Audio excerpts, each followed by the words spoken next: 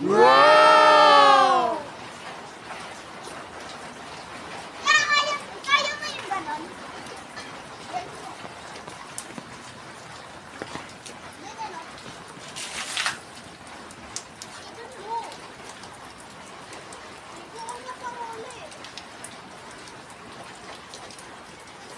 Wala ko yung ginawa. Kaya ko to, ya? Hindi ako sabi ko po.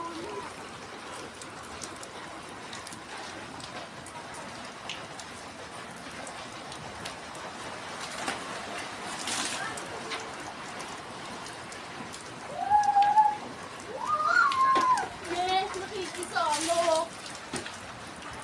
Dito si Kumuko. Yung walang tegma eh.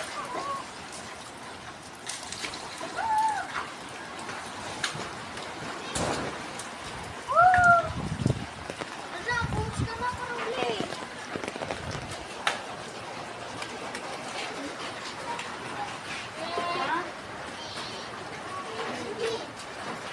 Ito kami.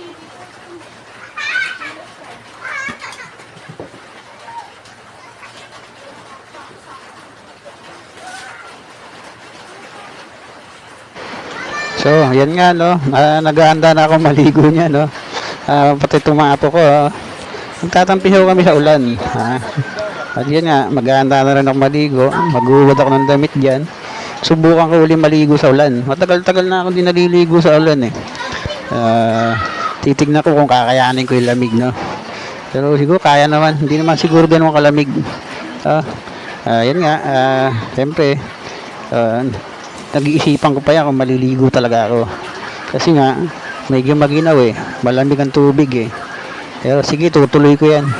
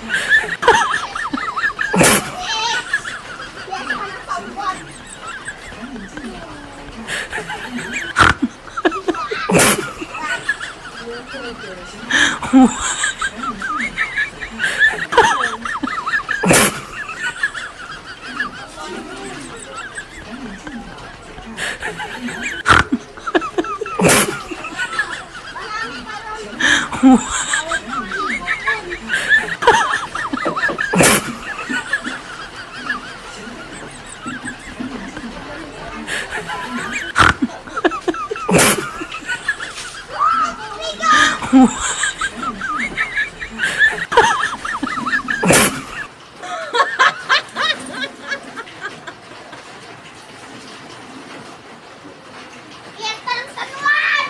Yeah!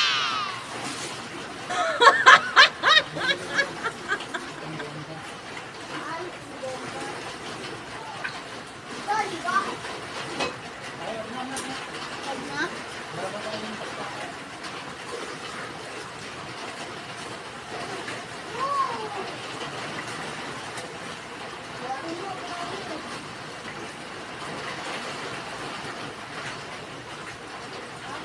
Wow!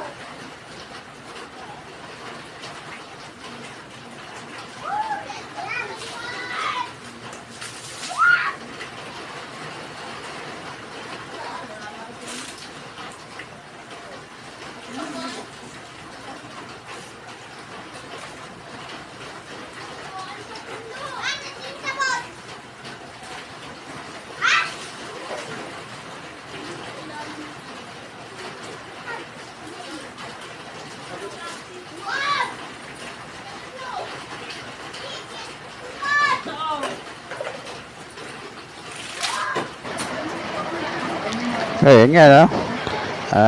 Yun na. Medyo maghaharutan na kami dyan eh. Yan. Kumukuha na ako ng sabon yan. Para medyo magandang papaligo natin sa ulan. Tingnan mo. Ayan. Tumatakbo pa si Kulas, oh. Ayan na. Magbabasa ako, tapos magbubuhos. Pareho lang yun, Ayan. Sabon na ako. Sabon ko kulay orange yan. Hindi ko alam kung tawag dyan, no? Kojak ba yan o Bojack? Yan. Masarap pala maligo sa ulan eh. Hindi naman siya ganun kalamig. Siguro hindi rin mahangin. Kaya hindi ganun malamig. Pero okay siya eh. Masarap naman. Hindi ko naman naramdaman na gininawa ko dyan. Ano? O di ba? Masarap. Nakatatlong sabon ako dyan, alam ko eh. Medyo fresh ko nga sa pakiramdam eh. Siguro, dahil nga bihira lang ako maligo. Kaya ito. Hindi naman, ano lang. Pero masarap talaga. Fresh ko. Masarap ng pakiramdam na nakapaligo sa ulan. Kahit sabihin natin na hindi ganun kalakasan, ay iba. Katulad ng kabataan natin no, pag umuulan dito ay andun kami sa bukid sa may malaba sa bukid tong area namin. Diyan kami sa palayan habang nagpapaulan. Yan. Masarap. Ngayon sinusubukan ko uling maligo sa ganyan. Kasi iba na yung panahon ngayon, no? Parang nakakatakot na maligo sa ulan. Kasi maya kumukulog, kumikidlat. Ngayon, hindi naman ganun na nakakatakot eh. Ngayon parang natatakot na ako Pero ngayon ganda ng walang ulan, walang kidlat, walang kulog. Ano lang siya, ulan. Kaya medyo magandang sarap pa maligo. Yung mga apo ko kumahoy pa. Wala malayo pa ako.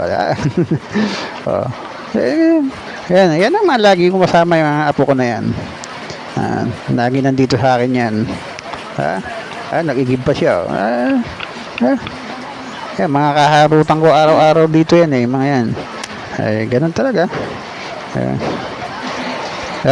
Kasi bibihira na ako lumabas eh. Saka hindi na ako gaano nakikipag-inuman sa mga ibang tropa. Hirap na eh. Mahirap na yung uuwi ka ng lasing. Edad na rin no? Baka ako din nakaabutan ng mga apo kong tunay. Diba? Ingat lang, ganun. Ganun talaga ang buhay.